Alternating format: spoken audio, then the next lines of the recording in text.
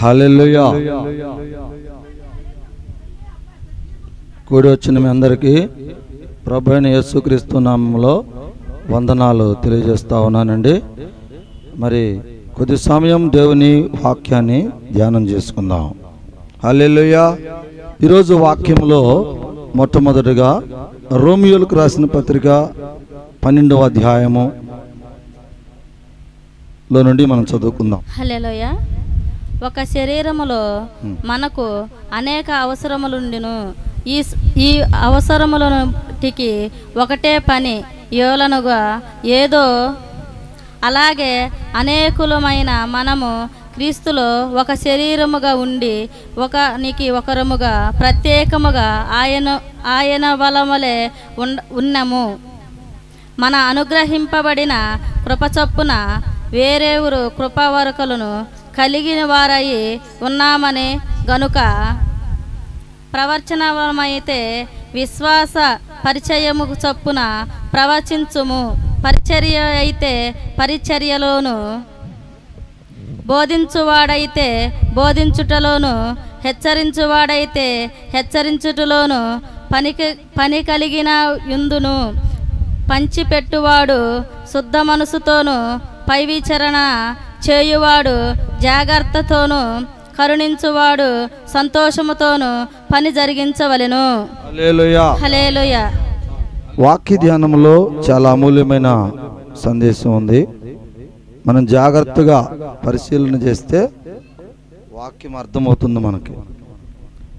ఈ అధ్యాయంలో ఇప్పుడు సహోదరి 4 నుంచి చదివింది కదా, నేను కొన్ని వాక్యాలు చదువుతూ మీకు వివరణిస్తాను. 10వ వాక్యం నుండి చూడండి, అక్కడ ఏం రాయబడి ఉందో. 10వ వాక్యం నుండి చూడండి. సహోదర ప్రేమ విషయములో ఒకరినొకడు అనురాగము గలవారై ఘనత విషయములోను ఒకరినొకడు గొప్పగా హెచ్చించుకొనుడి. ఆసక్తి విషయములో మాంద్యులు కాక ఆత్మయందు తీవ్రము గలవారై ప్రభువును సేవించుడి. నిరీక్షణ గలవారై సంతోషించుచు శ్రమయందు ఓర్పు గలవారై ప్రార్థన యందు పట్టుదల గలయుండుడి. పరిశుద్ధుల అవసరములలో పాలు పొందుడి. శ్రద్ధగా ఆతిథ్యమిచ్చుచుండుడి. మిమ్మును హింసించు వారిని దీవించుడు గాని శపించవద్దు. సంతోషించుతూ వారితో సంతోషించుడి. ఏడ్చు వారితో ఏడ్చుడి. ఒకనితో నొకడు మనస్సు కలుసుకొనిండుడి. హెచ్చు వాటి యందు మనసుంచక తగ్గు వాటి యందే ఆసక్తులై ఉండుడి. మీకు మీరే బుద్ధిమంతులని అనుకోవద్దు. కీడుకు ప్రతి కీడు ఎవడను చేయవద్దు. మనుష్యులందరి దృష్టికి యోగ్యమైన వాటిని గురించి ఆలోచన కలిగి ఉండుడి. శక్యమైన మీ చేతనంత వరకు సమస్తము మనుషులతో సమాధానముగా ఉండుడి. ప్రియులారా, మీకు మీరే పగ తీర్చుకొనక దేవుని ఉగ్రతకు చోటియుడి. పగ తీర్చుట నా పని, నేను ప్రతిఫలమునిత్తును అని ప్రభువు చెప్పుచున్నాడని వ్రాయబడి ఉన్నది. హల్లెలూయా. ప్రియమైన దేవుని బిడ్డలారా, ఈ వాక్యాలు మీరు చదువుతున్నప్పుడు మీ హృదయాలలో ఒక ఆలోచన కలిగిరా. ఏమిటి అంటే, ఇది దేవుని బిడ్డలైనటువంటి మనందరితోటి కొన్ని మంచి మాటలు ఈ వాక్యాల ద్వారా మాట్లాడుతూ ఉన్నాడు. ఏమిటి అదేనంటే, ఈ లోకంలో చాలా మంది ఏంటంటేనండి, దేవుని సేవ చేసుకుంటానే పోతూ ఉంటాం, దేవుని పరిచర్య చేస్తుంటాం, దేవుని కార్యాలు చేస్తూ ఉంటాం. అయితే కొంతమందిలో, అందరిలో కాదండి, కొంతమందిలో కొన్ని లోపాలు మనకు అవపడతా ఉండొచ్చు. వాటిని గురించే ఈరోజు దేవుడు మనతో మాట్లాడుతూ ఉన్నాడు. ఏమిటంటే, ఎవరైనా మనలను ఇబ్బంది పెట్టినప్పుడు వారిని ఇబ్బంది పెట్టకూడదు ఫస్ట్. తర్వాత ఒకళ్ళ యందు మనం పగపట్టి ఉండకూడదు 2. ఇక 3వది ఏంటంటే, మీకు మీరే, చూడండి అక్కడ 16వ వచనంలో చెప్తాడు, మీకు మీరే బుద్ధిమంతులని అనుకోవద్దు. కీడుకు ప్రతి కీడును మనం ఎవరం కూడా పక్కన వాళ్ళకి చేయకూడదు. అర్థమవుతుందా వాక్యము? దేవుని బిడ్డలమైన మనము ఏమి చెయ్యాలి అనేది రోమియోలకు రాసిన పత్రికలో అపోస్తలుడైన పౌలు గారు మాట్లాడుచున్నటువంటి మాటలు అవి. అంటే ఎందుకు పౌలు గారు ఈ విషయాన్ని మనకి ఎత్తి చూపుతున్నాడు అని అంటే, అక్కడ కొన్ని సమాజాలలో కొంతమందిలో మార్పు వస్తూ ఉంది. ఎవరిలో? సమాజంలో ఉన్నటువంటి విశ్వాసుల్లో కావచ్చు, సేవకుల్లో కావచ్చు, పరిచారకుల్లో కావచ్చు, కొంతమందిలో మార్పు వస్తూ ఉంది. ఆ మార్పు వస్తున్నటువంటి మార్పుని ఆయన దేవుని వాక్యము ద్వారా కొన్నిటిని గద్దిస్తూ, కొన్నిటిని ప్రేమతోటి వివరిస్తూ వస్తూ ఉన్నాడు ఆయన. అందుకే మొట్టమొదటిగా ఏమన్నాడంటే, సహోదరులారా మీరు ఒకరి ఎడల ఒకరు ప్రేమ కలిగి ఉండుడి. హల్లెలూయా. ముందుగా ప్రేమను చూపించాడు. తర్వాత మనల్లో ఉన్నటువంటి కొన్ని విషయాలను, అంటే కొంతమందిలో ఉన్నటువంటి కొన్ని దేవుడికి ఇష్టం లేనటువంటి ఏదైతే వాళ్ళలో ఉంటాయో వాటిని గురించి కూడా వివరిస్తూ మనకు వాక్యాన్ని బోధిస్తూ ఉన్నాడు. అందుకని మనం ఈరోజు ఏం నేర్చుకోబోతున్నామంటే, దేవుని మందిరంలోకి వస్తున్నటువంటి మనము, దేవుని పరిశుద్ధతలోకి వస్తున్నటువంటి మనందరం కూడా 100% మన అందరం ఏం చేయాలంటే, ప్రతి విషయాన్ని దేవుడికి అప్పచెప్పాలి. అవునా కదా? ప్రతి విషయాన్ని ఎవరికి అప్పచెప్పాలి? దేవుడికి అప్పచెప్పాలి. దేవుడు పాదాల చెంత పెట్టాలి.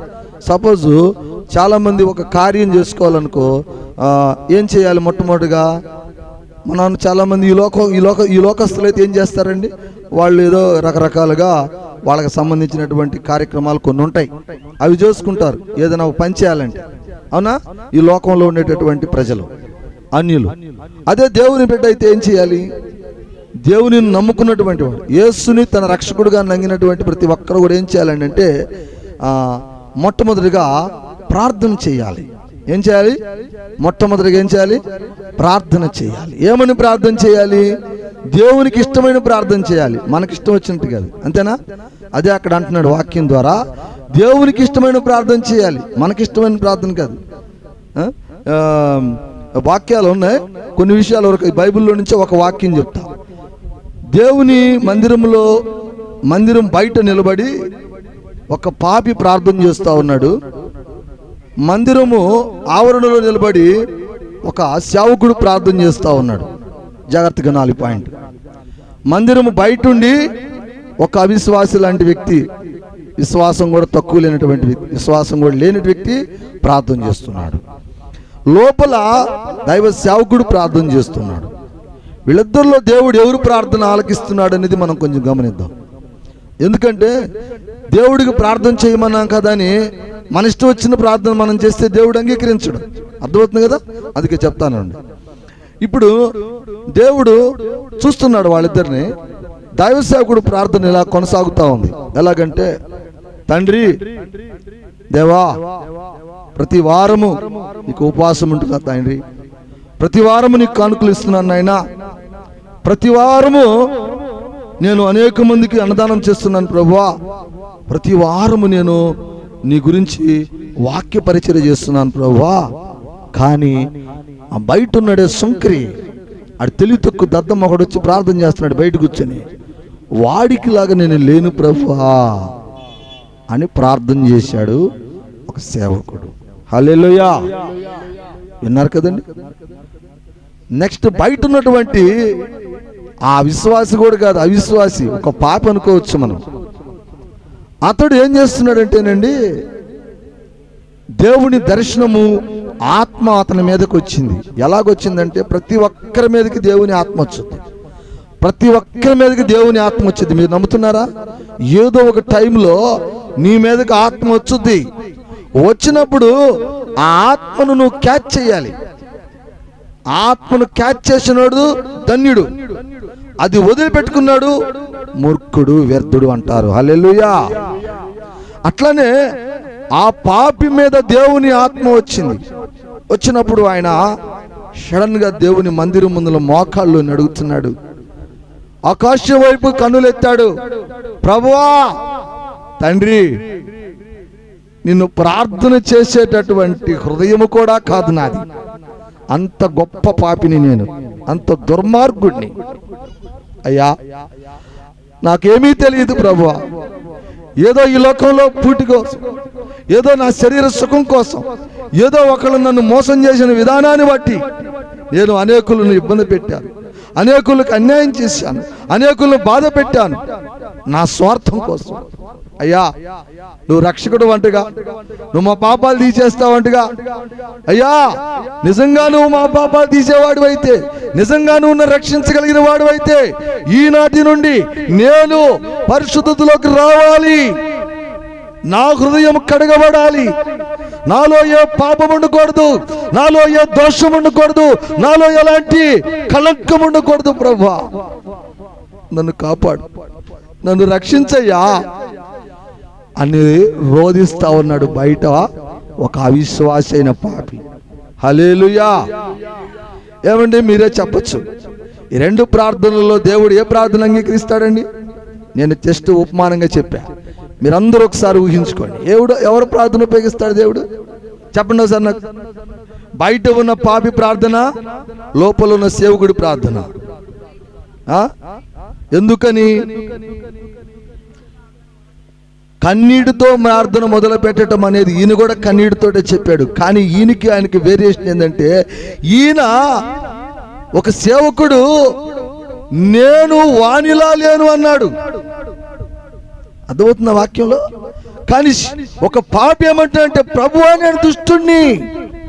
ఆయన సేవకుడితో పోల్చుకోలా, పక్క మనిషితో పోల్చుకోలా, ఒక వ్యక్తితో పోల్చుకోలా. అయ్యా నేను పాపిని, నేను దుర్మార్గుణ్ణి, తనను తాను తగ్గించుకున్నాడు. హల్లెలూయా. దేవుడికి ఎవరంటే ఇష్టం? తనను తాను తగ్గించుకునే వాళ్ళంటే ఇష్టం. నేను గొప్ప, నాది గొప్ప అంటే ఇస్తాడా? ఆయన ఆలకిస్తాడా? ఈయనేం ప్రార్థన చేశాడు? వారం వారం నీకు అన్ని చేస్తున్నాను అన్నాడు. లాస్ట్కి ఏమన్నాడు? ఆ సుంకర్ లాంటి వాడిని కాదన్నాడు. ఏమండి ఒకటి గుర్తు పెట్టుకోండి, బైబిల్ మనకేం బోధిస్తా ఉంది?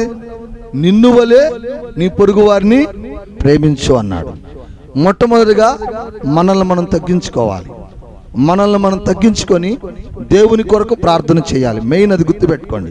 మీకు పోయిన వారం చెప్పా, ఏమి తిందుమో, ఏమి త్రాగుదుమో, ఏమి చేస్తామో కాదు, దేవుని కొరకు నా జీవితంలో నేను ఏం చేస్తున్నాను అనేదాన్ని ఒకసారి నువ్వు గుర్తు తెచ్చుకోవాల్సిన బాధ్యత మన అందరిపైన ఉంది. అలాగే ఈరోజు ఈ వాక్య ధ్యానంలో దేవుడు అంటున్నాడు, నీవు నీ పొరుగు వారిని గురించి ప్రేమించు అన్నాడు. చివరికి ఏమన్నాడు? నిన్ను నువ్వు తగ్గించుకో అన్నాడు. చివరికి ఇంకో మాట ఏమంటున్నాడు? నీవు నా కొరకు ప్రార్థన చెయ్యాలి అంటున్నాడు. ఈరోజున మీరు అందరూ, మేము రొట్టె ఆరాధన ఇచ్చే ముందుగా మీకు అందరికి ప్రార్థన చేసుకోండి అమ్మ అంటాం కదండి, అంటామా లేదా? ప్రార్థన చెయ్యమన్నప్పుడు మీరందరూ ప్రార్థన చేస్తున్నారు, హృదయంతరంగాలలో ఉండి ప్రార్థన చేస్తున్నారు. దేవుడు ఆ ప్రార్థన చూస్తా ఉన్నాడు. నువ్వు ఏం కోరుతున్నావో ఆయనకి మాత్రమే తెలుసు. ఇప్పుడు దైవ సేవకుడు ఏం ప్రార్థన చేస్తాడంటే, సపోజ్ నేను చెప్తున్నా, నేనైతే చేసే ప్రార్థన చెప్తున్నా, మిగతా వాళ్ళ సంగతి తెలీదు. మీరు ప్రార్థన చేయుచుండగా దైవ సేవకుడు నిజమైన ప్రార్థన ఏం చేస్తాడంటే, న్యాయంగా మాట్లాడే ఆయన, దేవునిని గుర్తెరిగిన వేడు, దేవుని పరిశుద్ధాత్మను పొందినటువంటి ఆ దైవ సేవకుడు ఏం చేయాలంటే, తండ్రి నీ కుమారులు, నీ బిడ్డలు, నీ సేవకులు, నీ పరిచారకులు ఏమి కోరుచున్నారో, ఏమి అడుగుచున్నారో వారి హృదయంతరములో నుండి ఆ యొక్క విషయాలు ప్రభువా నీ పాదాల చెంత పెడుచున్నాను, నీ చిత్తమైతే వాటిని నెరవేర్చి వారికి నీ కృపను దయచేయమని ప్రార్థిస్తాం. హల్లెలూయా. అంతేకాని మీరు ప్రార్థన చేస్తున్నప్పుడు మేమేం ప్రార్థన చేస్తారు కొంతమంది, చాలా ఆలోచన, ప్రభువా ఇది జరగాల్సిందే, ఇది జరిగి తీరాల్సిందే ప్రభువా అంటారు. ఏమండి, ప్రభువా మనకు సేవకు మనకు ఆర్డర్ చేయాల్సిందాడు మనమా? మనం కాదు, దేవుడు మనకు ఆర్డర్ చేయాలి. కాబట్టి మనం ఏం చేయాలా? తగ్గించుకొని ప్రభు పాదాల చెంత కూర్చొని ఆయనకు సరెండర్ అవ్వాలి తప్ప నేను ప్రార్థన చేస్తున్నాను ప్రభువా ఆ బిడ్డకు జరగాల్సిందే, అది జరగకపోతే కృప లేదు, నీ దీవెన లేదు అని మనం ప్రార్థన చేయకూడదు. అలా ప్రార్థన చేసేవాడు ఆలోచన ఎలాగుందంటే, ఇక్కడ బయట ఉన్నటువంటి వ్యక్తి ప్రార్థనకి లోపల ఉన్నటువంటి ప్రార్థన ఇందాక చెప్పా అంత వ్యత్యాసం ఉంటుంది. కనుకనే దయచేసి మీరు అర్థం చేసుకోండి, ప్రార్థనలు చేసేటప్పుడు, మనకున్న ప్రతి సమస్యల గురించి ప్రార్థన చేసేటప్పుడు మన ప్రార్థన దేవుని పాదాల చెంత ఉండాలి, దేవునికి ఇష్టముగా ఉండాలి. అయ్యా నాకు ఈ పరిస్థితిలో ఉన్నాను, ఇది చేయటం నీకు ఇష్టమేనా, ఇది జరుగుట నీకు ఇష్టమేనా అని మనం ఆయన్ని అడగాలి, ఆయన దగ్గర ప్రాధేయపడాలి తప్ప నాకు అది చేయాలి ప్రభువా, నేను 2 ఎకరాలు పొలం వేసాను, నాకు ఆ కార్యం జరగకపోతే నాకు అంతే, లేకపోతే నేను ఒక సంకల్పం పెట్టాను నాకు అది జరగకపోతే అంతే, లేదు మా బిడ్డకి ఇది నా బిడ్డకి జరగకపోతే అంతే. ఏమండి, ఒకటి గుర్తుపెట్టుకోండి, ప్రార్థనలో అడగవలసిన వాటిని నువ్వు అడిగితే దేవుడు ఇస్తాడు, అడగకూడని అడిగితే దేవుడు ఇయ్యడు. నేను ముందే చెప్తున్నా, అడగకూడనివి నువ్వు అడగటానికి అవకాశమే లేదు, ఒకవేళ అడిగినా ఇవ్వడు. దానికి రాలేదని జవాబు నువ్వు ప్రాధేయపడ్డా విషయం లేదు. అయితే ప్రార్థన ఎలా చేయాలంటే వెనక బయట ఉన్న శుంకరిలాగా ప్రార్థన చేయాలి, అంతేకాని లోపల ఉన్నోళ్ళలాగా నేను వారం మందిరానికి వెళ్తున్నా వారం ఇది కాదు లిస్టు. ప్రభువా ఆ బిడ్డకు అది ఎందుకు జరిగిందో నాకు తెలియదు నాయనా, ఎందుకు జరిగిందో నీకు తెలుసు కనుక దానిని నీ చిత్తమైతే నెరవేర్చు తండ్రి. నీ కుమార్తెను గురించి అయినా, నీ ఇరుగు పొరుగు వారి గురించి అయినా, నీ బంధుమిత్రుల గురించి అయినా, ఎవరిని గురించి అయినా మనం అలాంటి ప్రార్థన చెయ్యాలి. అలా కాకుండా మన సొంత ప్రార్థనలు మనము చేయకూడదు. అలా చేయటం వల్ల ఏమవుతుందంటే దేవుని మహిమ నీలోకి రాదు. హల్లెలూయా. అంతేనా? చెప్పండి. మాస్టర్ గారి కాడికి వెళ్ళి మాస్టర్ పాఠాలు చెబుతా ఉన్నాడు అనుకో, సార్ ఈ లెక్కెట్ వచ్చింది రాబ్బా, ఈ లెక్కెట్ వచ్చింది సార్, అట్టకూడదు కాదు సార్, ఎట్ట కూడా చేయొచ్చు అన్నాడు అనుకో మాస్టర్తో స్టూడెంట్, ఎలాగుంటది? సరే నువ్వే చెప్పరా, నేను చెప్పేది ఏమన్నా నువ్వే చెప్పు అంటాడు. అంతేనా కాదా? మాస్టర్ చెప్పేటప్పుడు పాఠాలు పిల్లగాడు విని అవగాహన చేసుకొని అర్థం చేసుకొని చదువుకోవాలి. ఏదో వాడికి ఉన్నటువంటి కొంచెం అరకాలం కొద్దిగా కొరవ జ్ఞానంతో వెంటనే అట్టగా సార్ ఇటు చేయొచ్చు, అట్టగా సార్ ఇటు చేయొచ్చు అని మాస్టర్కే నువ్వు ప్రశ్నేసి ఆయన్ని కొంచెం ఇబ్బంది పెట్టావు అనుకో, మాస్టర్ ఏమంటాడు చెప్పండి? సరే మాస్టర్ చెప్పి నాకు అర్థం కావట్లేదు, కన్న కొడుకు తండ్రిది అనుకున్నాడు. ఒక తండ్రి బాయ్ అరే నువ్వు జాగ్రత్తగా నెమ్మదిగా పోరా, నిదానంగా పో, బైక్ వెళ్ళేటప్పుడు చాలా చిన్నగా పో, అడావుడిగా బాబాకు, మోల్టా నీళ్ళు వచ్చేటప్పుడు జాగ్రత్తగా వెళ్ళు, ఊళ్ళోకి వెళ్ళినప్పుడు చిన్నగా పో, పెద్దగా స్పీడ్గా బాబాకయ్యా అని తండ్రి కొడుకు చెప్పాడు. ఈ మాట అన్నప్పుడు పెట్టేమనాలి, సరేలే నాన్న నువ్వు చెప్పినట్టే పోతాలే అనాల. అటు కాకుండా ఏమయ్యా నువ్వు చెప్పేది ఏంది, మాకు తెలీదా ఏంది ఎట పోవాలో, మా తెలీదా ఏంది, మేము అవతల డ్రైవింగ్ లైసెన్సులు ఆఫీస్ కాడకపోయి డ్రైవింగ్ లైసెన్స్ కాడకపోయి డ్రైవర్ తోటి ఆయన పేరేంటి బ్రేక్ ఇన్స్పెక్టర్ దగ్గర సర్టిఫికేట్ తెచ్చుకున్నాం, మేము ఎట్ట బైకులు నడపాలో ఎట్ట కార్లు నడపాలో మాకు ఆయన సర్టిఫికేట్ ఇచ్చాడులే, నువ్వు చెప్పేది అందులో కానివయా అని అన్నావు అనుకో తండ్రితోటి. ఇప్పుడు తండ్రి ఏమంటాడు ఆలోచించండి, ఏమంటాడు? సరే పోరా, నువ్వు ఆ బ్రేక్ ఇన్స్పెక్టర్ చెప్పినట్టేపో, నాదేముందిలే అంటాడు. అంతేనా? తీరా ఇప్పుడు ఏం చేశాడు, తండ్రిని మాట పెడచెవుని పెట్టి బ్రేక్ ఇన్స్పెక్టర్ కాడకు చెప్పిన మాటలు అనుకుంటాడు. కానీ నిజం చెప్పండి, ఇవాళ బ్రేక్ ఇన్స్పెక్టర్ కాడకు పోయినాక ఎంతమంది కరెక్ట్గా నడుపుకుంటున్నారు, ఎంతమంది ఆయన మాటలు పాటిస్తున్నాడు. ఆయన ఎన్నో రూల్స్ పెడతాడు. టర్నింగ్ వచ్చేటప్పుడు చిన్నగా పోవాలంటాడు, బండికి మధ్యగా 50 అడుగులు దూరం ఉండాలంటాడు, ఇటు తిరిగేటప్పుడు లెఫ్ట్ సిగ్నల్ వేయాలంటాడు, ఇటు పోయి రైట్ సిగ్నల్ వేయమంటాడు, 100 చెప్తాడు ఆయన. ఇందులో ఒకటన్నా పాటిస్తావా? ఏమీ పాటించవు. కానీ తండ్రి చెప్పిందని అంటావా? అది పాటించు. నాకు తెలుసు ఎట్ట పోవాలో నువ్వు చెప్పాల్సిన పని లేదంటాడు. సరే పోరా అంటాడు.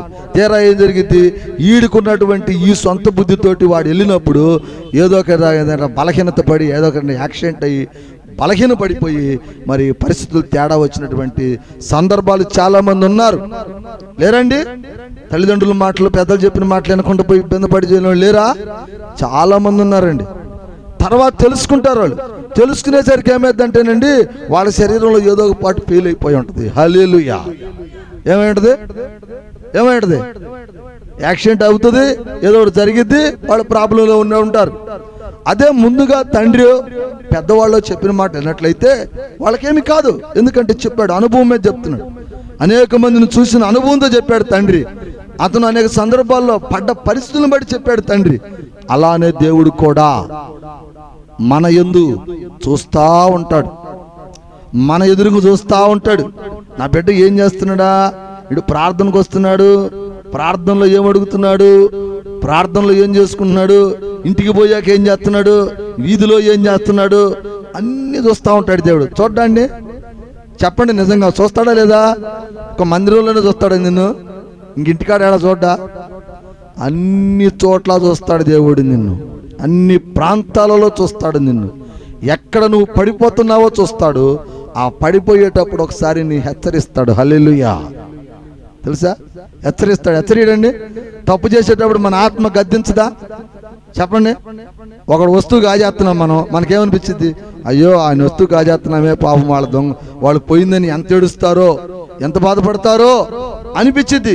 కానీ అది నాకు కావాలి, నాకు లేదు, నేను తీసుకోవాలి అనే ఒక గద్దింపుతోటి నువ్వు బలహీనత పడి అది కాజేయాలని చూసి తీసుకెళ్ళిపోతే దేవుడు అంటున్నాడు, నీది కాని దానిని నువ్వు తీసుకొచ్చినప్పుడు నీకు నేను శ్రమిస్తాను. హల్లెలూయా. అక్కడ వాక్యంలోనే ఉంది. అది ఏమన్నా చూడండి. మీకు శక్యము కాడిని చూడండి 17వ వాక్యంలో, కీడుకు ప్రతి కీడు చేయవద్దు, మనుషులందరి దృష్టికి యోగ్యము కలదాటిని గురించి ఆలోచన చేయము. శక్యమైన మీ చేతనైనంత మటుకు సమస్తము మీరు మంచిగానే ఉండాలి. మీరు మీకు యొక్క పగవారిని, అంటే మీ శత్రువుల ఎడల మీరు పగ తీర్చుకోబాకండి, ఎందుకంటే అది నా బాధ్యత అన్నాడు దేవుడు. గుర్తుపెట్టుకోండి, నువ్వు కాజేసిన వస్తువు నేను చూడకపోవచ్చు, కానీ ఎవరు చూస్తున్నారు? ఎవడు చూస్తున్నాడా లేదా? సో మనం ఏం చేయాలి? నిజంగా వస్తువు పోగొట్టుకున్న వాళ్ళు నిజంగా ఏం చేయాలండి అసలు? ఇక రోడ్లకి కొంతమంది అయితే మనం చెప్పాలి కాదు, వాళ్ళ నోరుని నా బీభత్సంగా మాట్లాడతారు. ఇప్పుడు వాడు గుర్తుపెట్టుకోండి, మీరు చేసినటువంటి తప్పుకి వాళ్ళు తిట్టిన తిట్లకి ఈక్వల్ అయిపోద్దాడు. హల్లెలూయా. అప్పుడు దేవుడు ఏమంటాడంటే, ఆ వస్తువు ఈడిక నీకు అవకాశం ఈడు. ఎందుకంటే తప్పు చేసినటువంటి వ్యక్తికి శిక్ష వేయాల్సింది దేవుడు, కానీ నువ్వు వేసేసావు, తిట్టావు, నానా రకంగా బూతులు తిట్టావు. దేవుడు తిట్టద్దు అంటే నువ్వు తిట్టావు. అంటే అర్థమైంది, అతనిలో సాతాను నుండి ఆ ప్రేరేపణ చేస్తే అదే సాతాను నీలోకి వచ్చి అతను దండించి ఇద్దరి హృదయాలను సాతాను దొంగిలించింది. కాబట్టి మీరు ఇరువురుగు నరకానికి పోయేటటువంటి బ్యాచ్లోకి వెళ్ళిపోతారు. హల్లెలూయా. అందుకని దేవుడు అంటున్నాడు, మీరు మీ పగవాళ్ళను గురించి తిట్టకూడదు. ఏం చేయాలి మరి? మనం ప్రభువుకు ప్రార్థన చేయాలి. అదేంటండి? అడు మా వస్తువు తీసుకెళ్తే, 1,00,000 రూపాయల వస్తువు తీసుకెళ్తే ప్రభువుకు ప్రార్థన చేయాలా? ఏం చెప్తున్నారు పాస్టర్ గారు మీరు? అసలు ఎంత దయాహృదయం! మీ అంత దయ మాకు లేదులేండి. హల్లెలూయా. అనుకునే వాళ్ళు ఉన్నారు, నేను కాదంటలేదు. కానీ గుర్తుపెట్టుకో ప్రియమైన దేవుని బిడ్డలారా, నిజంగా నువ్వు 1,00,000 రూపాయలు వస్తువు పోయినా సరే, ప్రభువా ఎవరు తీసుకెళ్లారో ఎందుకు తీసుకెళ్లారో నాకు తెలియదునా, నీ చిత్తం, నీకు ఇష్టమైతే నా దగ్గర తీసుకురా, లేకపోతే లేదు అని అన్నావు అనుకోండి. సపోజ్ ఆయన నీ మాట విని అది నీకు నిజంగా అవసరమైతే ఆ వస్తువే నీకు ఇస్తాడు. అర్థం చేసుకోండి చెప్పేది. అది నీకు అవసరమైన వస్తువు, అది నీకు ఇంపార్టెంట్ అయితే మాత్రం ఆ వస్తువే నీకు ఇస్తాడు దేవుడు. ఒకవేళ కాదు, అదేదో ఊరకే అతను తినేసి పడేసేది. కొంతమంది ఉంటారు కదా, రకరకాల వస్తువులు, ఆహార పదార్థాలు కూడా, కోళ్ళు కుక్కలు బొక్కలన్నీ మోసాలు చేసి తినేస్తారు. ఆడు మోసం చేసి తినేసిందా నువ్వు తెచ్చుకోలేవు కదా, ఆడు కాజేసి కొట్టేసిందా నువ్వు తెచ్చుకోలేవు కదా, కానీ నువ్వు ప్రార్థన చేస్తావు కదా. అందుకని దేవుడు ఏమంటాడంటే, ఆడు చేసిన పాపానికి వాడికి నేను శిక్షేస్తాలే, నీకు నేను మళ్ళీ మంచి సౌకర్యాన్ని ఇస్తానని చెప్పేసి ఎవరైతే మోసం చేశారో వాళ్ళకి అన్యాయం చేస్తాడు. ఈ దీన హృదయంతో ప్రార్థన చేస్తాడే వీళ్ళకేం చేస్తాడంటే రెట్టింపు సహాయాన్ని దయచేస్తాడు. హల్లెలూయా. ఒకసారి చప్పట్లు కొట్టండి గట్టిగా. ఏం చేస్తాడు? రెట్టింపు సహాయం చేస్తాడు. అంటే నువ్వు చేసే ప్రార్థన కరెక్ట్గా ఉండాలా, తిట్టకూడదు, వాళ్ళని దూషించకూడదు, వాళ్ళని అవమానపరచకూడదు. అప్పుడే నువ్వు సరైనటువంటి ప్రార్థనలో ఉన్నట్టుగా వాక్యం సెలవిస్తూ ఉంది. ఇంకొక వాక్యం చూపిస్తాను చూడండి. మార్కు సువార్తలోకి వెళ్దాం. మా తీసావా? మార్కు సువార్త 16వ అధ్యాయం 15 నుంచి 4 వాక్యాలు కంటిన్యూ చదువుకుంటాం. మరియు మీరు సర్వలోకముకు వెళ్ళి సర్వ సృష్టికి సువార్తను ప్రకటించుడి. నమ్మి బాప్తిస్మము పొందినవాడు రక్షించబడును, నమ్మిన వారికి శిక్ష విధించబడును. నమ్మిన వారి వలన ఈ సూచన క్రియలు కనబడును. ఎవరనగా నా నామమును ధన్యములను వెలగొట్టుదురు, కొత్త భాషలు మాట్లాడుదురు, పాపులు ఎత్తి పట్టుకొందురు, మరణకరమైనదేది త్రాగినను అది వారికి హాని చేయదు. రోగుల మీద చేతులుంచినప్పుడు వారు స్వస్థత నొందురని వారితో చెప్పెను. హల్లెలూయా. చాలు. ప్రియమైన దేవుని బిడ్డలారా, ఇక్కడ వాక్యాన్ని మనం జాగ్రత్తగా గమనించాలి. దేవుడు ఇస్తున్నటువంటి ఆజ్ఞలు ఇవి. దేవుడు తన సేవకులు అనుకోవచ్చు, శిష్యులు అనుకోవచ్చు, వారందరినీ ఉద్దేశించి మంచి మాటలు చెప్తా ఉన్నాడు. ఇక్కడ అందాకలు అక్కడేమో ఎలా జీవించాలి, ఎలా ఉండాలి, నీ పద్ధతులు ఎలా ఉండాలని రోమేలకు రాసిన పత్రికలో అపోస్తలుడైన పౌలు గారు అక్కడ విషయం చెప్పాడు. ఇప్పుడు ఇక్కడికి వచ్చేసరికి డైరెక్ట్గా యేసుక్రీస్తు వారు కొన్ని విషయాలు మనతో మాట్లాడుతున్నట్టుగా కొన్ని విషయాలు క్లారిటీగా ఉన్నాయి. మనం ఏం చేయాలి ఈ లోకంలో? మనం దేవుని బిడ్డలమైన మనం అందరం ఏం చేయాలి? ఏం చేస్తే ఈ లోకంలో మనం నిజంగా దేవుని బిడ్డలని లోక ప్రజలు నమ్ముతారు, అలాగనే దేవుడు కూడా మన ఆయన రాజ్యంలోకి ఎలా చేర్చుకుంటాడు అనేటటువంటి విషయాల్ని కొన్ని విషయాలు ఇక్కడ మాట్లాడుతూ ఉన్నాడు వాక్యం ద్వారా. చూడండి ప్రియమైన దేవుని బిడ్డలారా, మనందరం కూడా ఈ రోజున ప్రార్థన అయితే చేస్తున్నాం, దేవుని సన్నిధికి అయితే వెళుతున్నాం, దేవుని ఆరాధనలు అయితే చేస్తున్నాం, కానీ దేవుని మాట ఎంతవరకు వింటున్నాం? దేవుని మాట ఎంతవరకు వింటున్నాం? దేవుడు చెప్పినటువంటి కార్యక్రమాల్ని మనం ఎంతవరకు చేస్తున్నాం? దేవుడు 10 మందికి మంచి చేయమంటున్నాడు. అలాగనే నువ్వు మందిరంలోకి వెళ్ళి కొన్ని వాక్యాలు నేర్చుకుంటున్నావు కదా, ఆ నేర్చుకున్న వాక్యాన్ని నీ యొక్క కుటుంబ సభ్యులకు కావచ్చు, నీ ఇరుగు పొరుగు వారికి కావచ్చు, నీ స్నేహితులకు కావచ్చు, ఏమన్నా కొంచెం ప్రకటిస్తున్నావా?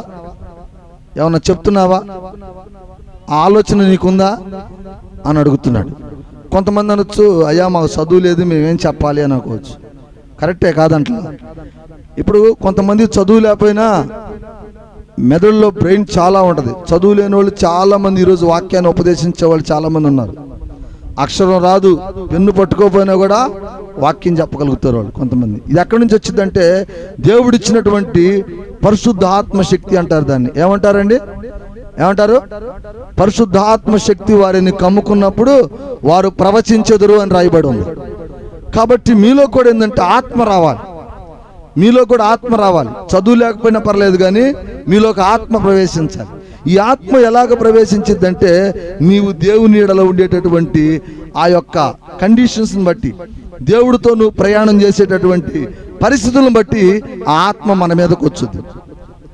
మందిరానికి వెళుతున్నాం, వస్తున్నాం, వెళుతున్నాం, ప్రార్థన చేస్తున్నాం అనేది కూడా కాకుండా దేవునితోటి మనం కొంత ప్రేమపూర్వకమైనటువంటి కొన్ని కార్యాలు చేసుకోవాలి. ఏం చెప్పాను పోయిన వారంలో? ఒక మాట కూడా అన్నా, మనం రావటం పోవటమే కాదు, దేవుడి కోసం ఏదో ఒక త్యాగం చేయాలి. సపోజు నీకు పాటలు పాడటం చేత కాకపోవచ్చు, లేకపోతే పరిచర్య చేయటం రాకపోవచ్చు, లేకపోతే సువార్త ప్రకటించడం చేత కాకపోవచ్చు. అప్పుడు నువ్వేం చేయాలి? ప్రభుని అడగాలి. ప్రభువా, ఏంటి నా పరిస్థితి ఏంటయ్యా, నేనేం చేయగలను నీకు? మరి నా పరిస్థితి నీకు తెలుసు అని మనం అడగాలి. అడిగినప్పుడు తప్పనిసరిగా దేవుడు నీకు ఏదో ఒకటి చెప్తాడు, చెప్పకుండా అయితే ఉన్నాడు. గుర్తుపెట్టుకోండి, దేవుడు నీకు ఏదైతే చెప్పాడో దాన్ని చెయ్యాలి. అర్థమవుతుందా? దేవుడు మనతో ఏదైతే మాట్లాడతాడో అది చెయ్యాలి. అది చేయకుండా నాకు ఇష్టం వచ్చింది మనం చేయకూడదు. అప్పుడు అది దేవుడి దృష్టిలో వ్యతిరేకమవుతుంది. సపోజ్ మనం అనుకుందాం, నీకు చదువు లేదు, బైబిల్ చదవలేవు, సరైన వాయిస్ లేదు, అంటే మాట్లాడే శక్తి కూడా నీకు లేదనుకో. కానీ మరి నేనేం చేయాలి ప్రభు అన్నప్పుడు సపోజ్ ఆ వ్యక్తికి ఏం చేస్తాడంటే పరిచర్య చేసేటటువంటి అవకాశం ఇస్తాడు. పరిచర్య అంటే మందిరంలో సాపల బాబులు వేయటమో, లేకపోతే వాటికి వాటర్ తేయటమో, మందిరానికి సంబంధించిన కార్యక్రమాలు ఏమైనా ఉంటాయేమో. మరి టయానికి వచ్చి ముందు మైకులు పెట్టడం, ఒకవేళ మైకులు బాధ్యత చెబుతాడు, మైకులు పెట్టి పాటలు పెడతా ఉంటాడు.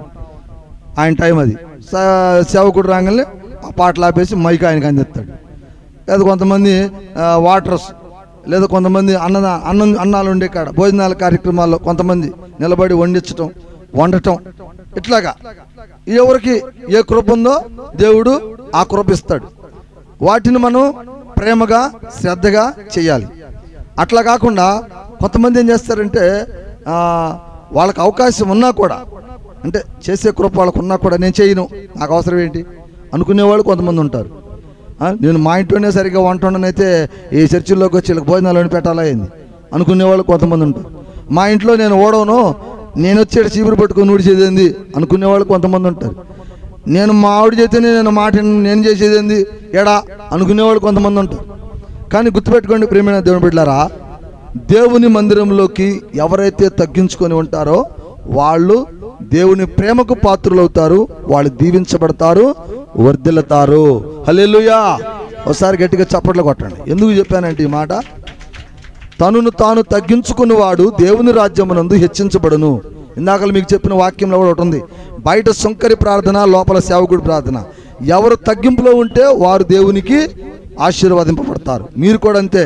గుర్తుపెట్టుకోండి, ఈ రోజున పెద్ద పెద్ద ఉద్యోగస్తులు, పెద్ద పెద్ద మంత్రులు, పెద్ద పెద్ద అధికారులు, పెద్ద పెద్ద మ్యూజిషియన్స్, పెద్ద పెద్ద వాయిద్యగాళ్ళు, పెద్ద పెద్ద సింగర్స్, పెద్ద పెద్ద రకరకాలైనటువంటి వాళ్ళు కూడా దేవుని మందిరంలోకి వచ్చేసరికి ఏం చేస్తారు చెప్పండి? కొన్ని చోట్ల ఏం చేస్తారు?